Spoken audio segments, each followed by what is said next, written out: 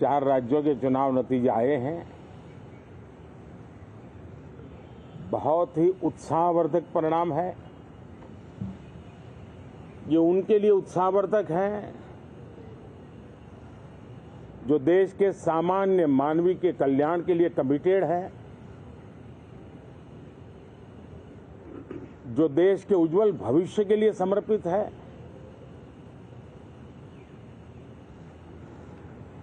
विशेषकर सभी समाजों की, सभी समूहों की, शहर और गांव की महिलाएं, सभी समाज के, सभी समूह के, गांव और शहर के युवा, हर समुदाय के, समाज के किसान और मेरे देश के गरीब, ये 4 ऐसी महत्वपूर्ण जातियां हैं जिनका एम्पावरमेंट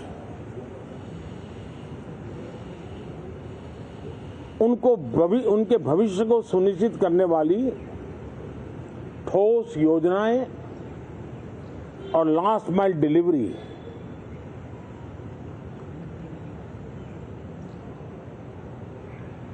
इन उसूलों को लेकर के जो चलते हैं उन्हें भरपूर समर्थन मिलता है। और जब गुड गवर्नेंस होता है, पूर्णतया जनहित के लिए समर्पण होता है, तो एंटी इनकम्बेंसी ये शब्द इरेलेवेंट हो जाता है। और हम लगातार ये देख रहे हैं, कोई इसको प्रो इनकम्बेंसी कहे, कोई इसे गुड गवर्नेंस कहे, कोई इसे ट्रांसपेरेंसी कहे, कोई उसे राष्ट्रहित की, जनहित की ठोस योजनाएं कहें, लेकिन ये लगातार अनुभव आ रहा है। और इतने उत्तम जनादेश के बाद आज हम संसद के इस नए मंदिर में मिल रहे हैं।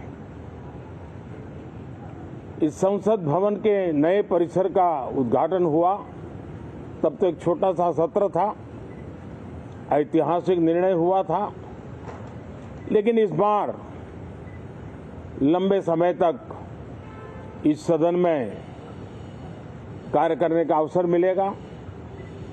नया सदन है, छोटी मोटी अभी भी शायद व्यवस्थाओं में कुछ कमियां महसूस हो सकती हैं। जब लगातार काम चलेगा, सांसदों और विजिटर्स को भी, मीडिया के लोगों को भी ध्यान में आएगा कि इसको जरा अगर ठीक कर लिया जाए तो अच्छा होगा। और मुझे विश्वास है कि आदरणीय उपराष्ट्रपति जी और आदरणीय स्पीकर महोदय के नेतृत्व में उन चीजों की तरफ पूरी तरह निगरानी है।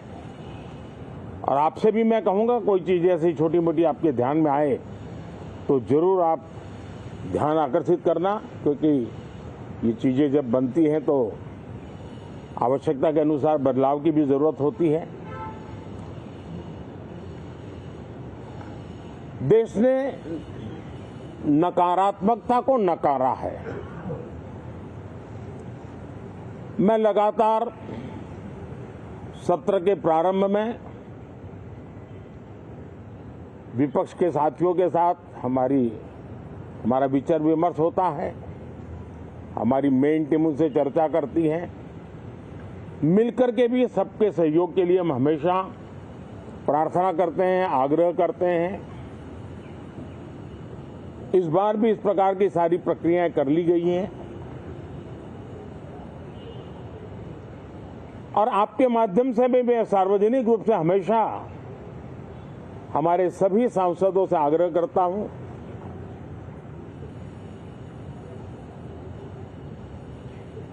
लोकतंत्र का ये मंदिर जन आकांक्षाओं के लिए, विकसित भारत की नींव को अधिक मजबूत बनाने के लिए बहुत महत्वपूर्ण मंच है। मैं सभी माननीय सांसदों से आग्रह कर रहा हूं कि वो ज्यादा से ज्यादा तैयारी करके आएं। सदन में जो भी बिल रखे जाए उस पर गहन चर्चा हो, उत्तम से उत्तम सुझाव आए और उन सुझावों के द्वारा, क्योंकि जब एक सांसद सुझाव देता है तो जमीनी अनुभव का उसमें बहुत ही उत्तम तत्व होता है। लेकिन अगर चर्चा ही नहीं होती है तो देश उससे मिस करता है उन चीजों को। और इसलिए मैं फिर से आग्रह करता हूं, और अगर मैं वर्तमान चुनाव नतीजों के आधार पर कहूं तो जो विपक्ष में बैठे हुए साथी हैं, ये उनके लिए गोल्डन अपॉर्चुनिटी है। इस सत्र में पराजय का गुस्सा निकालने की योजना बनाने के बजाय इस पराजय में से सीख करके पिछले 9 साल से चलाई गई नकारात्मकता की प्रवृत्ति को छोड़ करके इस सत्र में अगर सकारात्मकता के साथ आगे बढ़ेंगे तो देश उनके तरफ देखने का दृष्टिकोण बदलेगा, उनके लिए एक नया द्वार खुल सकता है। और वो विपक्ष में है तो भी उनको एक अच्छी एडवाइस दे रहा हूं कि आइए, सकारात्मक विचार लेकर के आइए। अगर हम 10 कदम चलते तो आप 12 कदम कर फैसला लेकर के आइए। हर किसी का भविष्य उज्जवल है, निराश होने की जरूरत नहीं है, लेकिन कृपा करके बाहर के पराजय का गुस्सा सदन में मत उतारना। हताशा, निराशा होगी, आपके साथियों को आपका दम दिखाने के लिए कुछ न कुछ करना भी पड़ेगा, लेकिन कम से कम लोकतंत्र के इस मंदिर को वो मंच मत बनाइए। और अभी भी मैं कहता हूं, मैं मेरे लंबे अनुभव के आधार पर कहता हूं कि थोड़ा सा अपना रुख बदलिए, विरोध के विरोध का तरीका छोड़िए, देश हित में सकारात्मक चीजों का साथ दीजिए, अच्छी उसमें जो कमियां हो उसकी डिबेट कीजिए।